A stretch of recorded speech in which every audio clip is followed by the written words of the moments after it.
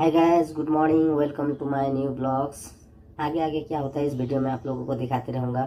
बीच बीच में मैं आपको शेयर करते रहूँगा और लाइक कमेंट शेयर करते रहिएगा। Thank you very much, love you all.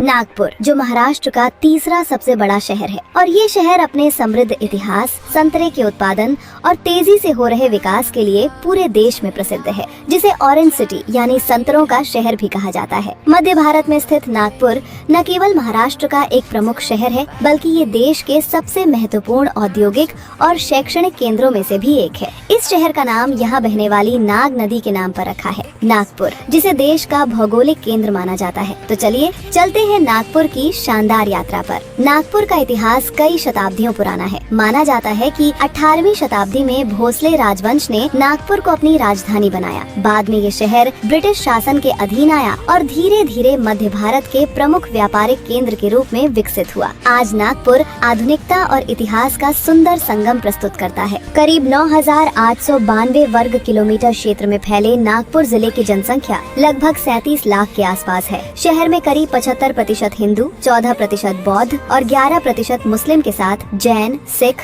और ईसाई समुदाय के लोग रहते हैं, जहाँ की ज्यादातर आबादी मराठी भाषा का प्रयोग करती है। इसके साथ ही हिंदी और अंग्रेजी का भी व्यापक उपयोग होता है। इसके साथ ही नागपुर अपने रसीले संतरों के लिए भी पूरे भारत में अपनी अलग पहचान रखता है। यहाँ के संतरे देश के विभिन्न हिस्सों तथा विदेशों तक भेजे जाते हैं। यही कारण है कि नागपुर को ऑरेंज सिटी का दर्जा मिला हुआ है। यहाँ विकसित हो रहा मिहान यानी multi modal international cargo hub and airport at Nagpur project Bharat के सबसे बड़े विकास परियोजनाओं में से एक माना जाता है। इस परियोजना के माध्यम से नागपुर को एक वैश्विक व्यापार और लॉजिस्टिक्स हब के रूप में विकसित किया जा रहा है, जिससे आसपास के क्षेत्र में बड़े पैमाने पर रोजगार पैदा होगा। नागपुर अपने स्वाद के लिए भी पूरे भारत में प्रसिद्ध है। यहाँ की सरी पोहा, समोसा, संतरे से बने उत्पाद और विभिन्न महाराष्ट्रियन व्यंजन लोगों को बेहद पसंद आते हैं। यहाँ के त्योहार भी यहाँ की सांस्कृतिक विविधता को दर्शाते हैं। विशेष रूप से दीक्षा भूमि के कारण नागपुर का बौद्ध धर्म में अत्यंत महत्वपूर्ण स्थान है, जिसके कारण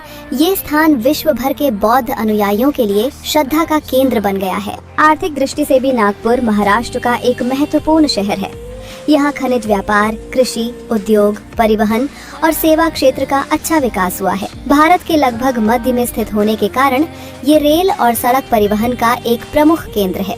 देश के कई महत्वपूर्ण राष्ट्रीय राजमार्ग और रेलवे मार्ग नागपुर से होकर गुजरते हैं, जिससे इसकी रणनीतिक और आर्थिक महत्ता और बढ़ जाती है। इसके साथ ही नागपुर अपने पर्यटन स्थलों के लिए भी प्रसिद्ध है। यहाँ स्थित दीक्षा भूमि शहर का सबसे प्रसिद्ध धार्मिक और ऐतिहासिक स्थल है। इसके अलावा जीरो माइलस्टोन, अंबाझरी झील, रामटेक मंदिर और ड्रैगन पैलेस मंदिर जैसे आकर्षण हर साल लाखों पर्यटकों को अपनी ओर खींचते हैं। नागपुर शिक्षा के क्षेत्र में भी तेजी से आगे बढ़ रहा है। यहाँ स्थित RTM नागपुर विश्वविद्यालय, IIM Nagpur, AIIMS Nagpur, VNIT Nagpur और कई प्रतिष्ठित संस्थान देश भर के छात्रों को आकर्षित करते हैं। शिक्षा और अनुसंधान के क्षेत्र में नागपुर लगातार अपनी पहचान मजबूत कर रहा है। परिवहन की बात करें तो नागपुर देश के लगभग सभी प्रमुख शहरों से अच्छी तरह जुड़ा हुआ है। यहाँ स्थित डॉक्टर बाबा साहेब अम्बेडकर अंतर्राष्ट्रीय हवाई अड्डा देश और विदेश के कई शहरों से सीधी उड़ानों के माध्यम से जुड़ा हुआ है।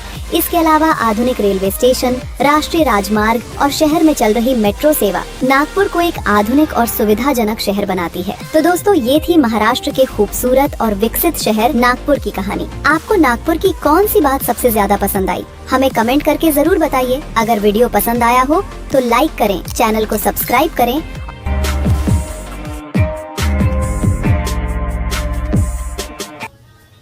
आई होप गाइज वीडियो पसंद आया होगा।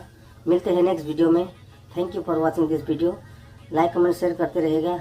आगे आगे ऐसे ऐसे वीडियो आप लोगों को लाते रहूँगा। Thank you very much, love you all.